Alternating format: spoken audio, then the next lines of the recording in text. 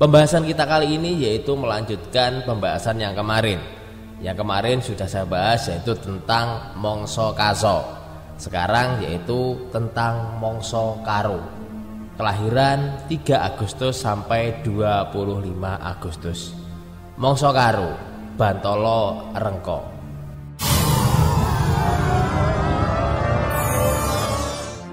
Assalamualaikum warahmatullahi wabarakatuh. Salam sejahtera bagi kita semua. Salam kebajikan. Jumpa lagi dulur bersama saya Wijaya Kusuma, tetap di Mulia Channel. Untuk yang belum subscribe silahkan subscribe dulu, tentunya untuk memberikan support channel ini. Oke dulur, pada kesempatan kali ini tetap saya doakan semoga sahabat Mulia Channel dimanapun panjenengan berada selalu sehat dalam lindungan Allah Subhanahu wa Ta'ala. Pada video kali ini kita akan membahas yaitu tentang perimbuhan watak dan keberuntungan berdasarkan mangsa atau mangsa, pranata mangsa. Pembahasan kita kali ini yaitu melanjutkan pembahasan yang kemarin. Yang kemarin sudah saya bahas yaitu tentang mangsa kaso. Sekarang yaitu tentang mangsa karo. Kelahiran 3 Agustus sampai 25 Agustus. Mangsa karo, Bantala Rengka. Keadaan umum bagi mereka yang lahir sekitar tanggal 3 Agustus sampai dengan tanggal 25 Agustus adalah mereka termasuk dalam pranata mangsa karo dalam peranatan horoskop Jawa. Mangsa karo orbitnya selama 23 hari beredar di langit sebelah tenggara dalam pengaruh Bathara Sakri musim kemarau. Bathara Sakri mempunyai pengaruh yang kuat sekali bagi semesta alam, baik mengenai cuaca, musim, dan nasib manusia. Dalam pranata mangsa bertepatan dengan mangsa karo itu diibaratkan bak Bantala Rengka atau tanah retak, karena pada saat itu kekurangan air. Musim kemarau sehingga sawah dan ladang kekeringan menimbulkan tanah berbongkah. Bahasa Jawanya nelo dan gersang. Bathara Sakri mempunyai sifat berwatak keras hati, tetapi budinya luhur serta mantap. Dalam segala tindakannya pasti dan tidak ragu lagi. Tutur katanya sopan, jalan pikirannya cemerlang, cerdas dan cerdik. Segala yang dikerjakan cepat terselesaikan hingga baik dan rapi. Dengan sifat itulah maka dia mudah sekali mengambil hati orang lain, khususnya atasannya. Tentang keberuntungan, dia selalu cepat mencapai sukses, tetapi sombong. Hal itu karena dia menginginkan supaya tidak banyak dikerumuni orang-orang yang tidak berkepentingan. Karirnya terus menanjak, banyak dicintai kawan sekerja maupun pimpinannya. Tetapi terkadang dia senang menyepi, menjauhi keramaian kalau sedang menghadapi sesuatu yang sangat pelik. Menyepinya itu dimaksud untuk mengonsentrasikan pikiran dalam menuntaskan kasus-kasus yang menjadi problemnya. Dapat menjadi kaya dan kekayaannya itu diperoleh karena hasil jerih payahnya sebagai seorang pejabat. Bukan karena korupsi atau menipu, karena dia sangat berhati-hati mempergunakan harta kekayaannya. Berhati-hati pula menjaga reputasinya di kalangan publik. Orang yang di bawah naungan Bathara Sakri pun akan sama-sama segala-galanya dengan Bathara tersebut, baik sifat, watak, perbuatan, dan kemauannya. Maka daya kosmis yang telah terpengaruh oleh daya gaib Bathara Sakri, terpadulah daya hidup yang menghidupi dalam diri jabang bayi tadi sebagai Bathara Sakri yang terlahir di bumi. Bukan orang karo kalau dia termenung di rumah. Karena sifat orang kelahiran mangsa karo ini bergerak lincah dan tidak mau berhenti, maka diibaratkan bak badai dan pancawarna menerjang alam. Selalu bergerak cepat dan luas pandangannya, tetapi lembut hati. Orang yang terlahir di mangsa karo ini mempunyai prinsip hidup kejujuran. Di samping itu, dia juga mempunyai sifat dan kepribadian yang kuat. Dia tak pernah melakukan lempar batu sembunyi tangan. Apapun yang dilakukan, kalau dia salah, maka dia berani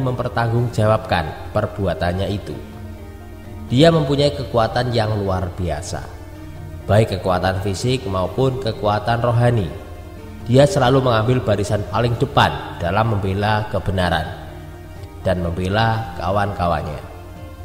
Senang berterus terang, menegur seseorang dengan terus terang tanpa rasa takut kalau sampai orang yang ditegurnya menjadi marah.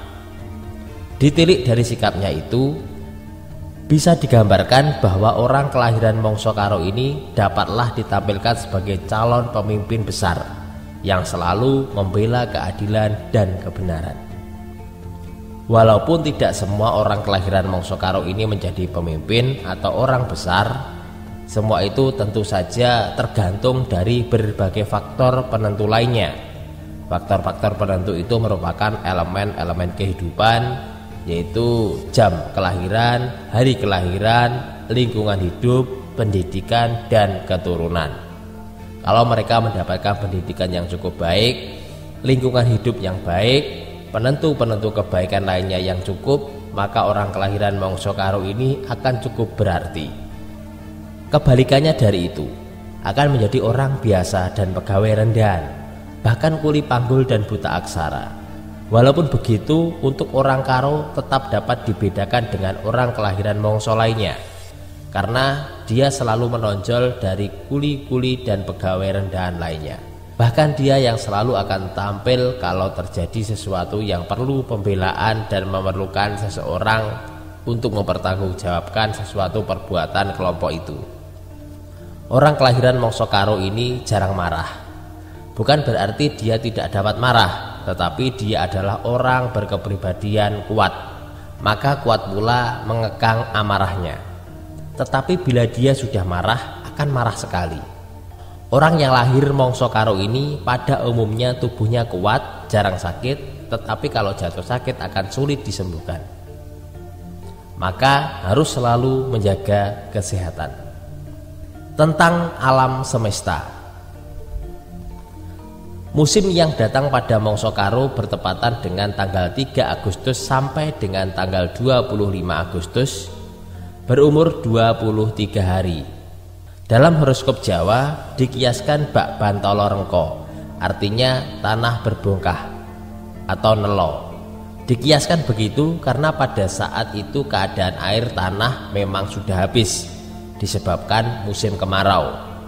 Keadaan alam benar-benar gersang, tetapi pohon-pohon randu dan mangga yang telah meranggas atau gundul mulai tampak bersemi kembali. Sedangkan tanaman polowijo banyak mendapat siraman tergantung pada pembagian air irigasi. Irigasi itu pun tergantung dari volume waduk yang menyiapkan air pada musim hujan. Asal tidak terjadi kemarau panjang, maka pembagian air melalui irigasi itu akan berjalan dengan cukup. Begitu pula air dari belik atau sendang berguna pula untuk irigasi di desa-desa. Selanjutnya tentang postur tubuh. Orang yang lahir pada Mongso Karo mempunyai postur tubuh yang tegap, tinggi besar dengan bahu bidang, tangan dan kaki yang kokoh, raut muka bulat telur dengan bentuk kepala bulat. Matanya selalu mengkilat memancarkan sinar optimis dan kegembiraan. Alisnya jarang dan rambutnya hitam legam dan lurus. Tetapi ada pula yang kecoklatan tetapi lembut. Ada pula orang Karo yang kurus, tetapi walaupun kekurusan, dadanya bidang dan bahunya tegap. Tampak kesigapan dan kuat bekerja. Baik laki-laki maupun perempuan kelahiran Mongso Karo mempunyai semangat bekerja yang tinggi serta berpenampilan gesit dan jarang sakit. Dalam keberanian, maka orang kelahiran Mongso Karo ini tidak diragukan lagi. Begitu pula dia selalu tampil di muka sebagai orang yang berani menghadapi segala rintangan. Matanya berbinar-binar, menandakan kejujuran dan rasa optimis. Dapat maju sebagai pemimpin yang sukses dan sebagai panutan. Ciri khas lainnya terletak pada bibir atas lebih tebal. Selanjutnya yaitu tentang ciri khas. Ciri khas yang menonjol bagi orang kelahiran Mongso Karo ialah selalu berterus terang. Dia merasa muak dengan segala tipu daya dan kejahatan. Tetapi dia sendiri terkadang bisa kena tipu daya orang, karena sifatnya yang mudah mempercayai seseorang. Ada pula ciri khas tentang selera. Orang kelahiran Mangsa Karo sangat menyukai makanan yang enak. Maka tidak mengherankan kalau dia sering terlihat makan di restoran. Dalam pergaulan di masyarakat, dia selalu tampak menonjol. Bukannya karena menonjolkan diri, tetapi dia selalu tampil ke muka kalau diperlukan. Hal itu karena sikapnya yang terbuka dan senang menolong sesama. Maka tidak luputlah kalau dia dalam perkumpulan apapun, dia selalu terpilih sebagai ketua ataupun pemimpin kumpulan itu. Adapun pekerjaan yang ada dia lakukan, daripada dia harus berdiam diri karena baginya menganggur adalah menyiksa diri, tidak pernah dia lama di rumah. Seolah tidak kerasan dan ada saja alasan untuk meninggalkan rumah. Selanjutnya yaitu tentang ikatan persahabatan. Pada umumnya, orang kelahiran Mangsa Karo 3 Agustus sampai 25 Agustus mempunyai sifat simpel dan tidak mudah marah. Sehingga dia mempunyai kawan yang cukup banyak dari berbagai kalangan. Walaupun kawan-kawannya banyak, tetapi hanya ada beberapa orang saja yang benar-benar cocok dengannya. Mereka itu adalah orang-orang yang terlahir khususnya pada mangsa Kasadasa 27 Maret sampai 19 April. Dengan adanya kecocokan itu, maka dalam persahabatannya akan mendatangkan sesuatu yang menguntungkan baginya dan tidak akan mengalami kerepotan di kemudian hari. Selanjutnya masih ada pula yang cocok baginya, yaitu orang yang terlahir pada mangsa Kanem 10 November sampai 22 Desember. Orang terlahir dalam mangsa Kaso 23 Juni sampai 2 Agustus. Ada juga yang cocok dengan kelahiran mangsa Sado 13 Mei sampai 22 Juni, dengan kelahiran mangsa Disto 20 April sampai 12 Mei, dan dengan kelahiran mangsa Kapat 19 September sampai 13 Oktober. Dari sahabat-sahabat yang cocok baginya itulah sahabat-sahabat sejati, sahabat dalam suka dan duka. Dengan merekalah orang kelahiran Mangsa Karo itu dapat mencapai apa yang dicita-citakan, karena mereka itu adalah orang-orang yang selalu mendukung segala gagasan dan konsep-konsepnya. Mereka tidak akan menipu dan menjerumuskannya. Dengan demikian, semua yang direncanakan akan berjalan lancar. Kepemimpinannya akan tampak jelas dalam menempuh cita-citanya, karena dukungan sahabat-sahabatnya tadi akan berhasil dengan baik. Walaupun sebenarnya orang yang terlahir dalam Mangsa Karo itu dapat berdiri sendiri. Selanjutnya yaitu tentang keadaan kesehatan. Orang yang terlahir dengan Mangsa Karo mempunyai beberapa kelemahan pada tubuhnya. Kelemahan itu merupakan suatu organ tubuh yang paling peka terhadap serangan suatu penyakit. Misalnya, bagi orang kelahiran Mangsa Karo sering merasakan kepala pusing dan tulang atau penyediaan nyeri. Tentu saja pada waktu masih muda dan remaja, rasa sakit itu tidak dihiraukan, karena mereka pada umumnya tahan sakit. Tetapi setelah usia meningkat 40 tahun lebih, barulah dirasakan. Bahkan dapat pula terkena serangan jantung. Bermula dari menanggung rasa duka yang berkepanjangan akan menyebabkan dia menjadi luluh kekuatannya. Bahkan mungkin dapat terkena serangan jantung yang mematikan.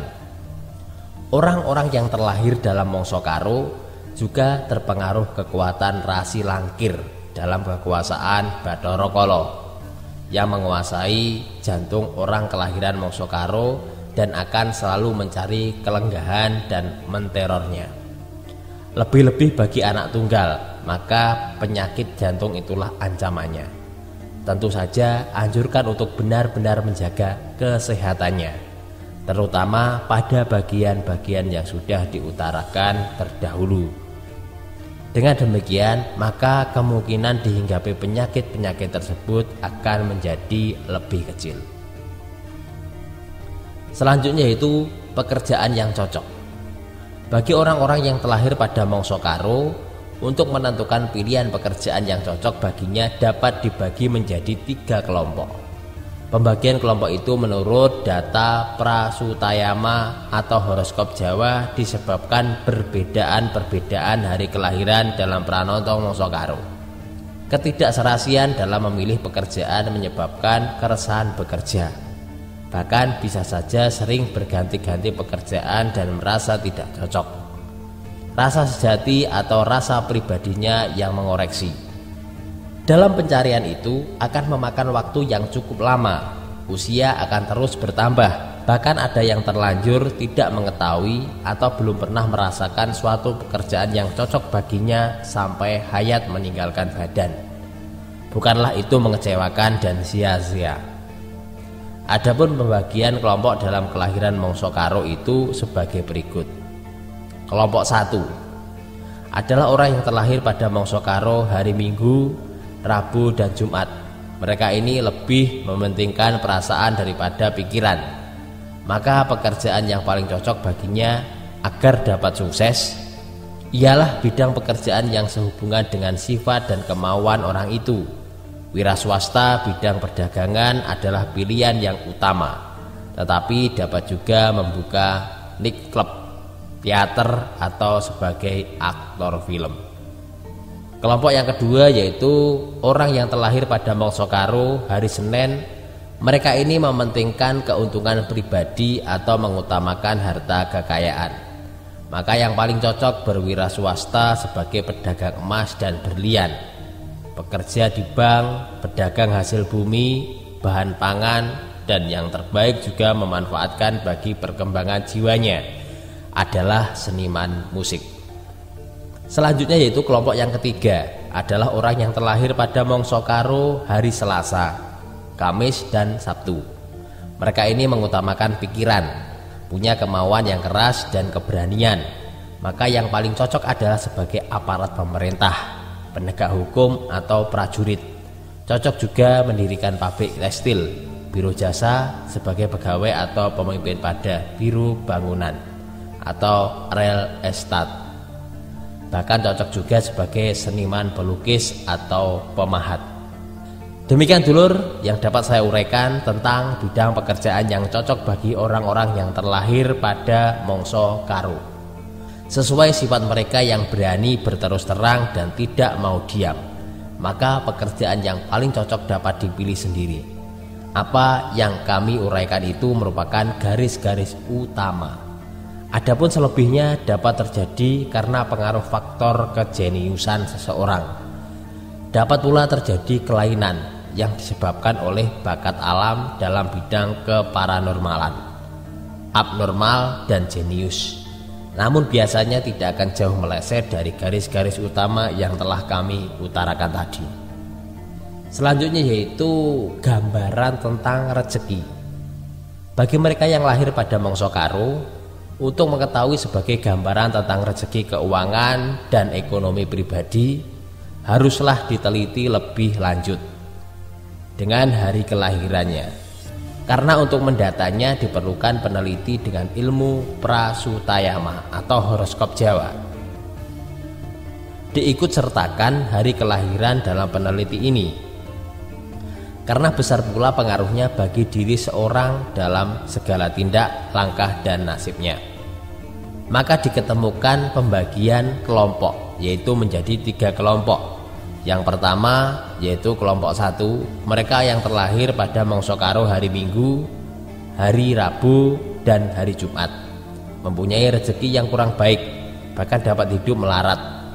Sejak masih muda sudah mulai berusaha dalam bidang keuangan, walaupun sebagai besar kekayaannya dipergunakan untuk menolong orang lain. Bahkan ada kemungkinan dapat menjadi pemimpin suatu badan sosial.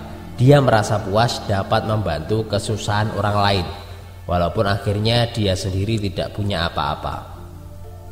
Tetapi setelah umur lebih dari 35 tahun, dia mulai berpikir dan memikirkan kepentingan keluarganya. Maka rezeki yang sebenarnya adalah ketika umur di atas 35 tahun.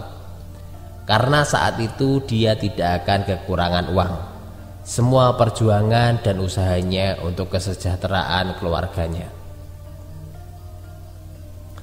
Kelompok yang kedua, mereka yang terlahir pada Mangsa Karo hari Senin, pada umumnya mempunyai kesempatan dapat menjadi kaya raya. Bahkan mereka dapat menjadi orang terpandang dan dermawan. Rezekinya lebih mudah didapatkan kalau dia mudah pula memberi. Akan lebih stabil lagi cara penanganan keuangan dan ekonomi setelah mencapai usia menjelang 41 tahun. Saat itu rezekinya mulai menanjak. Hidupnya penuh kegembiraan, bahkan bahtera rumah tangganya tenang dan harmonis, penuh bahagia. Kelompok yang ketiga, mereka yang terlahir pada Mangsa Karo hari Selasa, Kamis, dan Sabtu. Pada kelompok ini nasibnya begitu kurang baik. Mereka selalu harus berjuang. Walaupun begitu, ada saja orang yang menolongnya dari kesulitan keuangan. Tetapi dia lebih suka berjuang keras untuk mendapatkan yang diinginkannya. Tetapi menjelang usia tua, rezekinya akan mulai membaik. Semua itu tentu saja berkat perjuangan yang gigih tanpa mengenal lelah. Jodoh pinasti. Inilah jodoh pinasti diangkat dari istilah Jawa, yang berarti jodoh yang sudah ditentukan untuk keharmonisan dalam rumah tangga. Kalau pada zaman bahilo atau tempo dulu, perjodohan itu ditentukan oleh orang tua, maka tidak jarang terjadi perceraian atau keluarga yang tidak harmonis. Tetapi karena sekarang bukan lagi zamannya kuda gigit besi, tetapi zamannya kuda gigit roti, maka semua perbuatan dan kejadian harus diperhitungkan dan direncanakan. Masalah perjodohan adalah masalah yang sangat pelik dan unik. Orang harus mempunyai keberanian dan tekad untuk membentuk rumah tangga yang harmonis sejahtera. Jangan lagi dihinggapi rasa putus asa yang akan menghambat kemajuan pribadi.